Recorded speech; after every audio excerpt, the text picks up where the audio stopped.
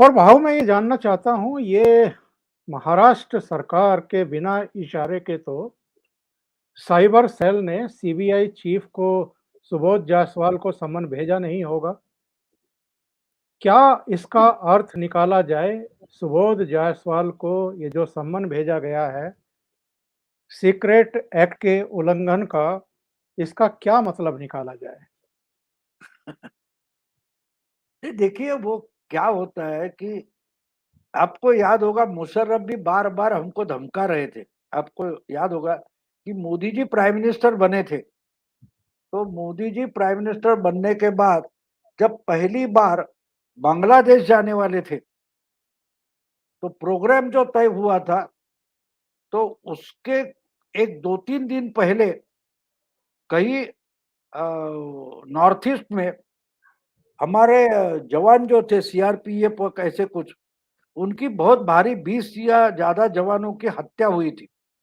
वो terrorist act था और वो उल्फा के लोगों ने किया था और वो म्यांमार में जाकर छुप गए थे। और उसके बाद मोदी जी का ये दौरा था और उसमें अजीत डोभाल भी जाने वाले थे जो सुरक्षा सलाहकार है। लेकिन आखिरी मोमेंट पे ढाका पहुंचे तो अकेले मोदी पहुंचे थे। और उसी दिन जब मोदी ढाका में थे, उसी दिन हमारी सेना ने म्यांमार में घुसकर एक बड़ा सर्जिकल स्ट्राइक किया था और उल्फा के बहुत सारे, मेरा ख्याल है 40-50 टेररिस्ट मार दिए थे, बिल्कुल। म्यांमार में घुसकर किया था। तो उस पर म्यांमार से रिएक्शन नहीं आई थी। रिएक्शन कहां से आई थी?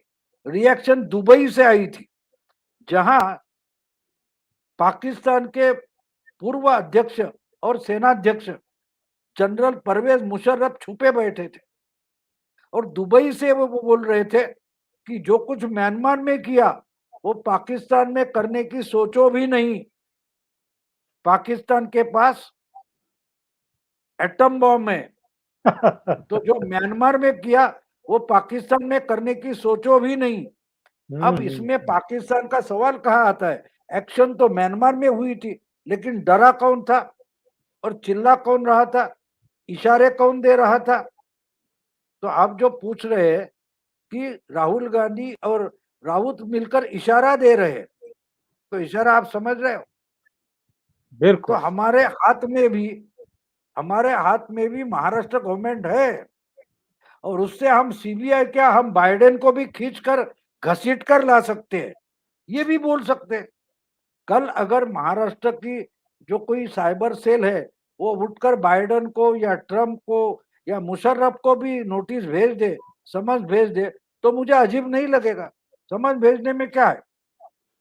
ये लोगों ने समन्स या नोटिस का मजाक उड़ा दिया है।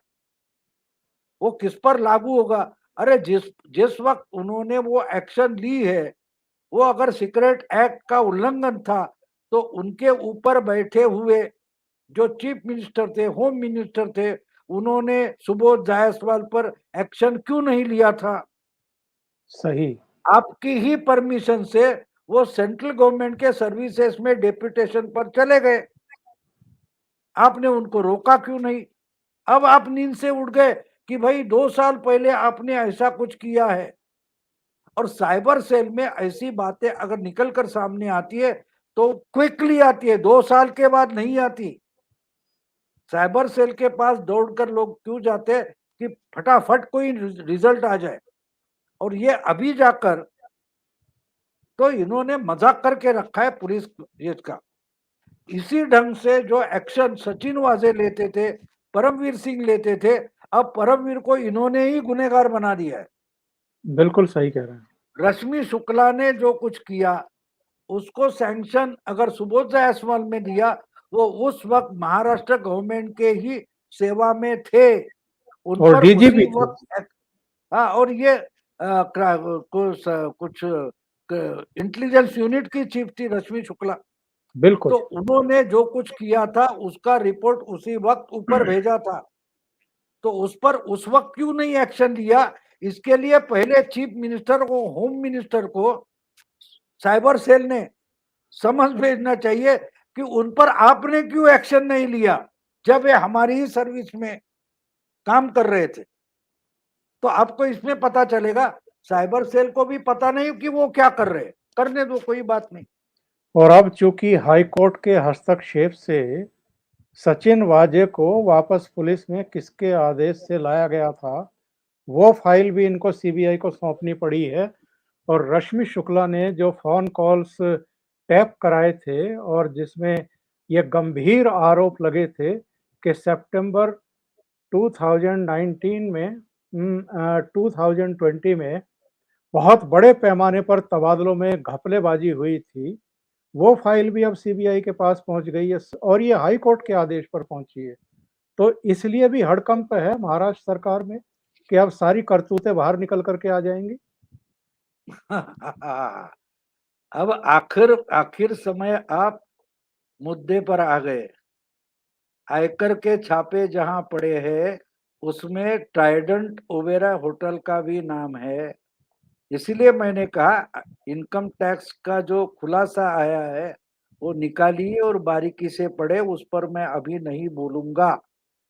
जो तबादले हुए उसमें बहुत सारी लेन देन हुई है, और जो कैश में लेन देन हुई है वो ट्राइडेंट होटल के कुछ दो सूट में हुई है, जिस ट्राइडेंट होटल में सचिन वाजे भी लेन देन करता था। तो ये धागे आगे चलकर हमारे सामने खुल जाएंगे, तब तक उस पर बोलना सही नहीं होगा।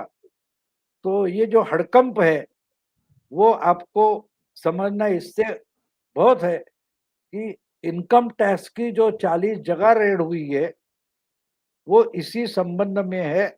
और उसमें पवार कंपनी, पवार के रिश्तेदार, उनका कहीं भी नाम नहीं है, बल्कि उनके लिए शायद जो कंपनियां, जो बिजनेसमैन, जो दलाल काम हैंडल करते थे उन पर छापेमारी हुई है।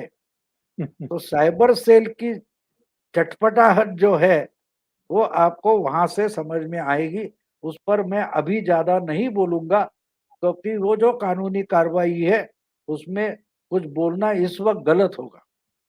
लेकिन मैंने जी जी इशारा जी। किया है, समझने वालों को इशारा काफी होता है और उसमें भी सिग्नल होता है। इसलिए मैं बार बार एक बोल रहा हूं कि जाइए इनकम टैक्स की वेबसाइट पर, आपको वो खुलासा मिलेगा जो 40 जगह छापेमारी हुई है। बहुत महत्वपूर्ण बात आपने कही है भाऊ।